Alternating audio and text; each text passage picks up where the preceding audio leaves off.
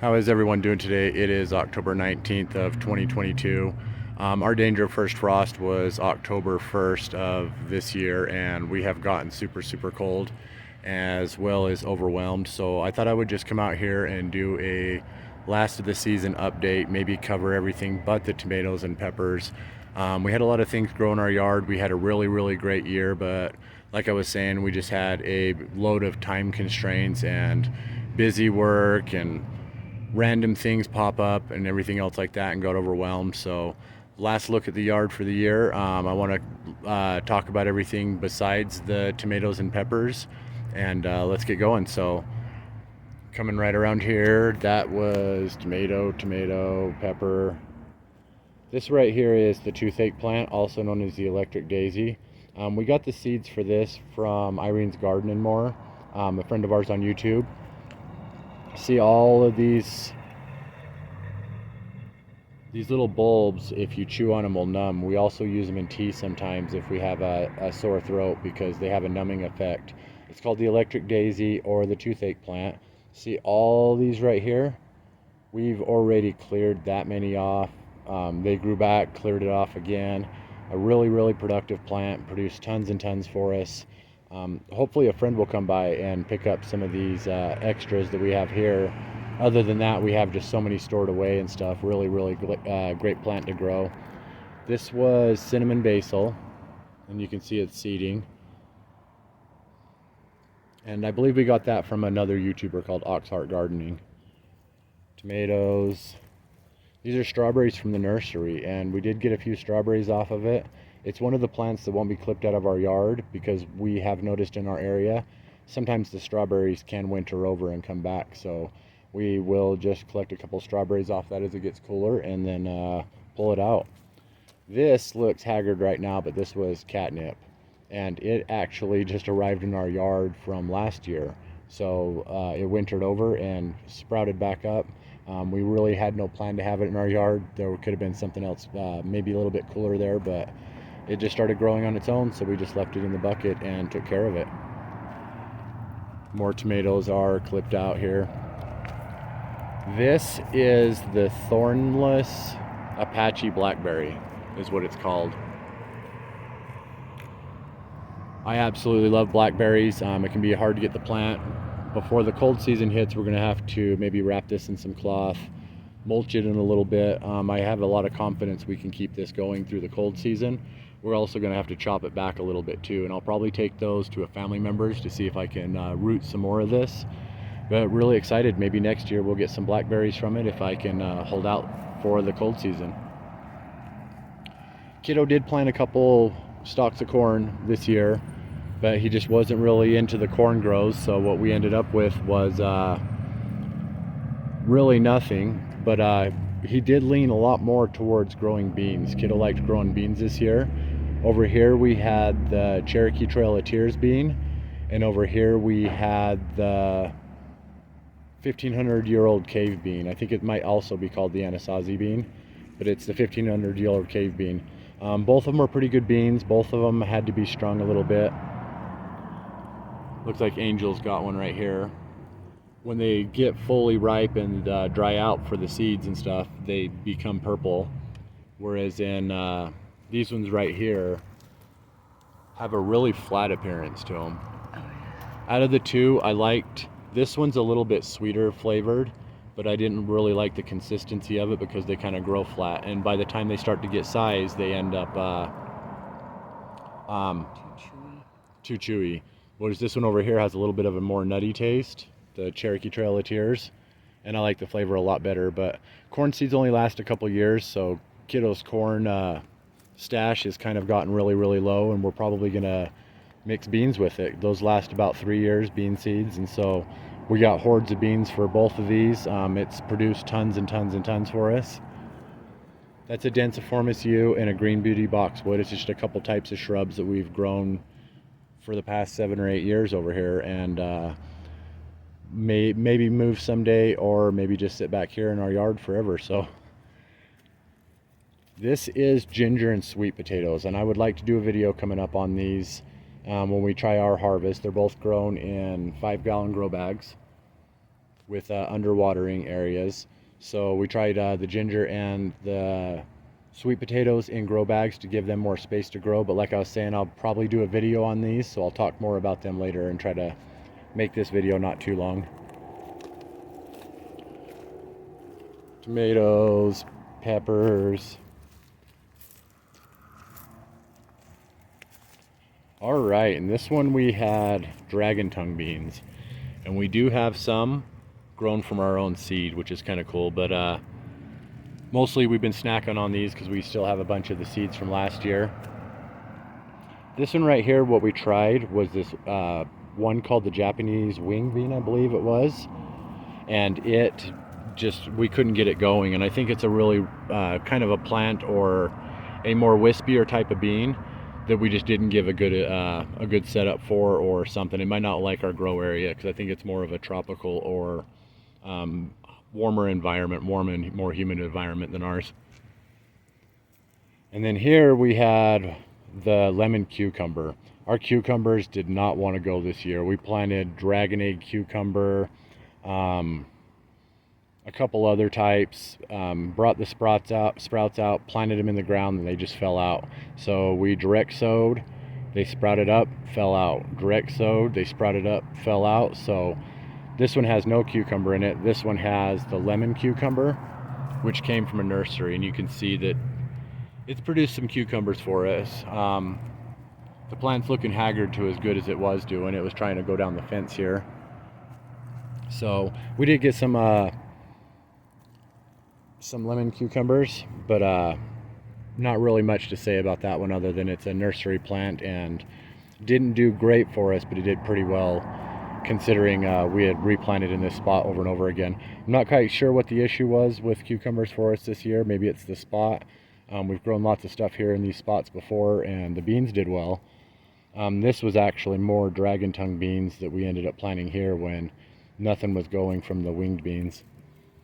This is our wild bucket. That is irises all over, kind of taking over the area. We've also plugged in some sweet potato slips back in here. I don't know. We just throw excess seeds, all stuff. We have really not a lot of idea what grows back here. We just see what happens each year. Sometimes we'll notice the sweet William flowers will come up. There was the lily that came up earlier in the year. We also had some hyacinths that come up earlier in the year. I'm going to have to pull a bunch of these irises out of here though, because it's pretty much just taking up everything. And I really don't expect anything to happen with the sweet potato. All of our sweet potato slips this year too came from store-bought sweet potatoes that we had just got the slips off of by setting in water.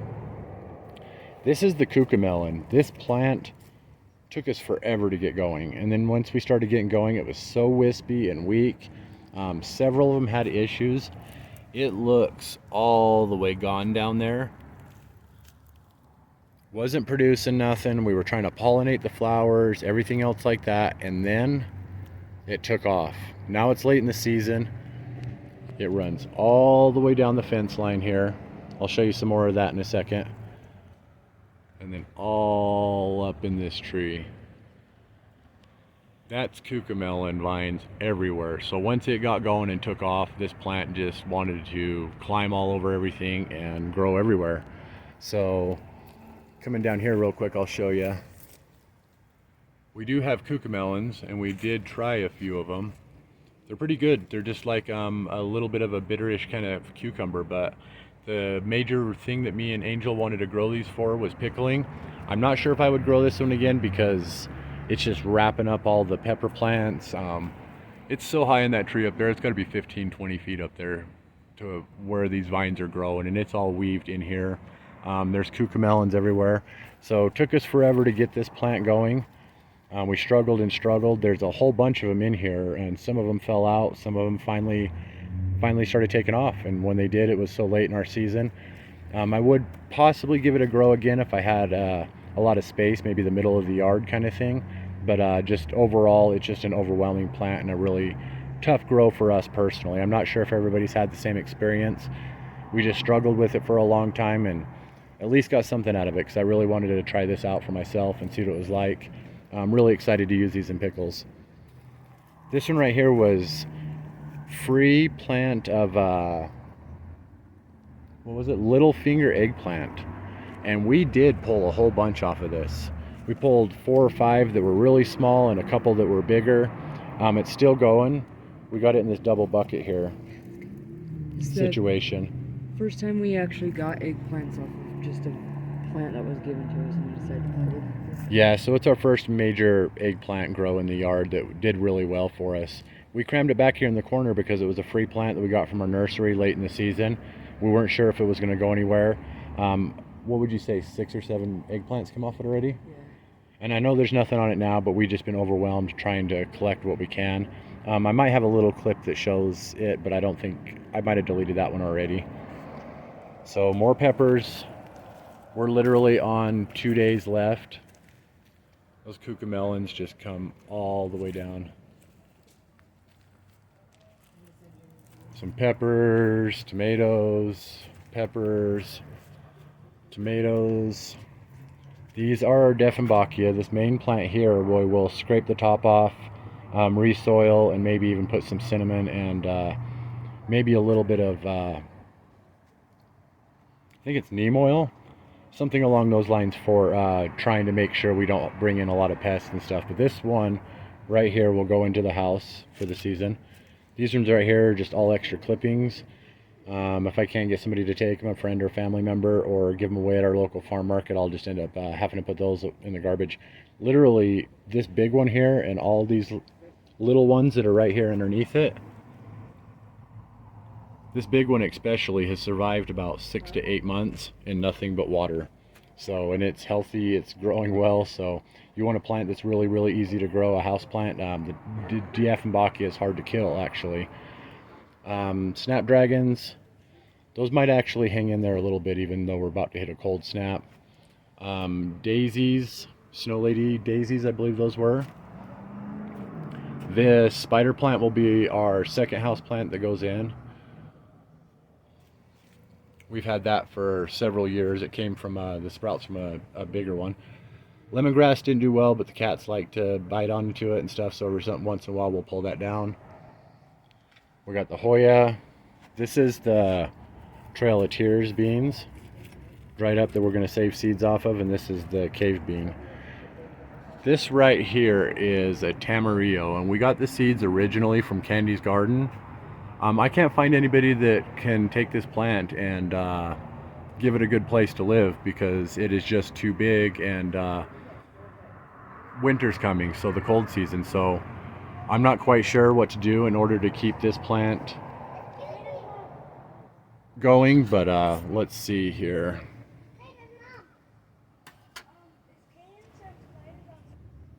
All right, so too much plant for us to get in our little bathrooms. We grow a lot of house plants. I'll show you guys our little bathroom in just a minute, but this one right here, it's too big. So if everybody's going to go ahead and not be able to take this, there's only one thing I can do to try to keep it for myself, and that's to cut it back pretty major. So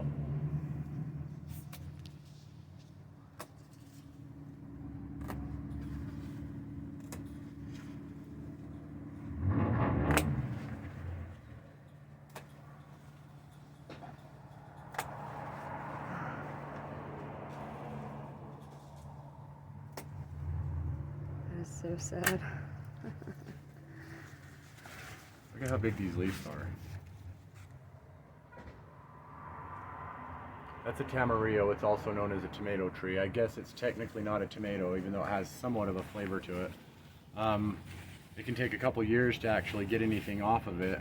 It grows a lot like our avocado plant does, like a tropical plant.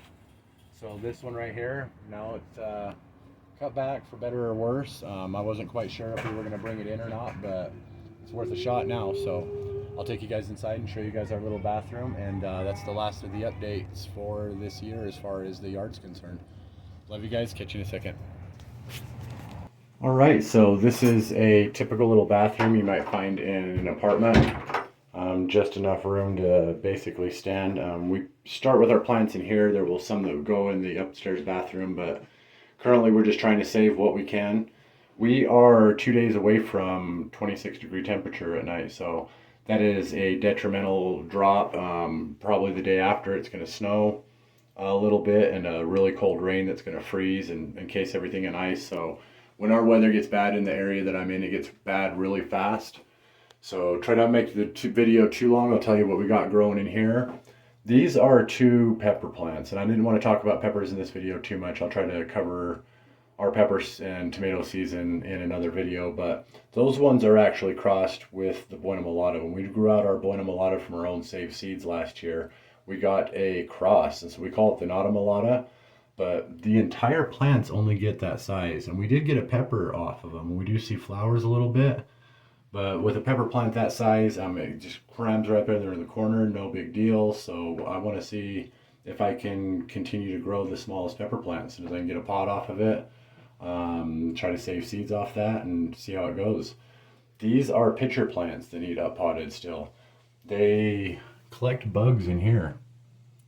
They're just a little nifty little thing. I had one of my sisters give me these for my birthday, so I'm gonna up pot those. And if we get a fungus gnat problem, I would also like the sundew and the Venus flytrap. So these might help us out with pests. It's called the pitcher plant. They're normally a lot bigger. Need to get these up potted though. Want to up pot those 2 little pepper plants too. This is Corsican mint. This is a kind of mint that is really, really small and wispy. And if you haven't heard of it, maybe look it up and see if you can get some seeds for it. This one I think is going to do really good indoors because it's just a super, super small. My hand's the size of this pot right here. You can just clip a little bit off to have some fresh mint to throw into things. And it has a really good flavor to it, actually. Right here, we're going to put the spider plant that's outside. And this is a Ponderosa lemon. So I believe these seeds from a YouTuber called Geeky's Garden, and that's our Ponderosa. I had to top it off a little bit because it was getting a little bit leggy, but it's in the small bathroom right here to grow indoors for the cold season. And then here is 2 Meyer lemons that we keep as house plants. We don't ever expect to get lemons off these. Sometimes what we can do though, and we like to do, is we just like to clip some of the leaves off as it starts to get grown up too much and boil them. You can clip them, break them up into pieces and boil them in water. You can't eat these leaves, I don't believe. I would never recommend that anyways, but it's more of a citrus smell. Like if I even tear this leaf right now, it's a super, super strong lemony smell that comes off of it. It's almost like an air freshener. And so we can tear up the leaves really, really good, throw them in some water, just boil it really, really low heat on the stove, and it just makes our entire house smell like citrus or lemon.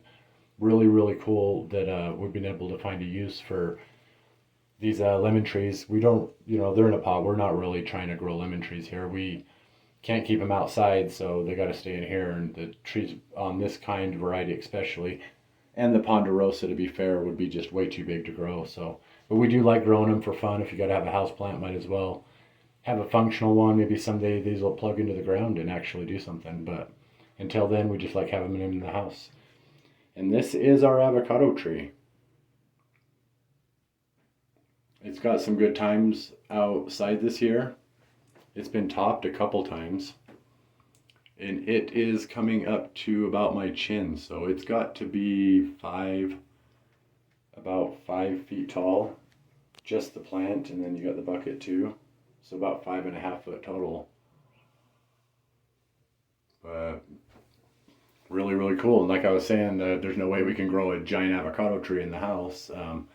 Our season is just, we get too cold in the wintertime. We're going from probably 36 degrees tonight to 38 degrees tomorrow night, all the way down to 26 the next night. And then on Sunday, we're expecting rain and a light snow, which will also be a freezing temperature right after that, probably around in the low 30s. So, just wanted to show everybody our yard, our plants that we've got pulled inside indoors. I'll be putting the Dieffenbachia right here for now, and I'll be putting the Tomatillo right here. So, got what we're bringing in. Got a lot of work to do out in the yard. Got to cut all those pepper plants down and save what we can while we can. We're on basically a 48-hour time limit. I think we'll be fine tonight with the 36. It slows everything down. We're huge seed saving. Insane seed savers. Let me show you guys a little bit. These are just our projects going on right here. Lemon drop, ahi chenchi, bird's beak, ghost peppers. Here's the seeds here too.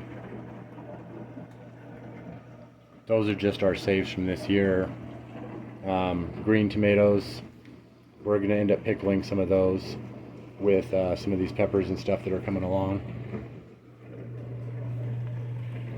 This is a Ubatuba kombucha pepper. I probably won't have a chance to talk about it, but it didn't grow in our yard. It actually grew in our neighbor's yard.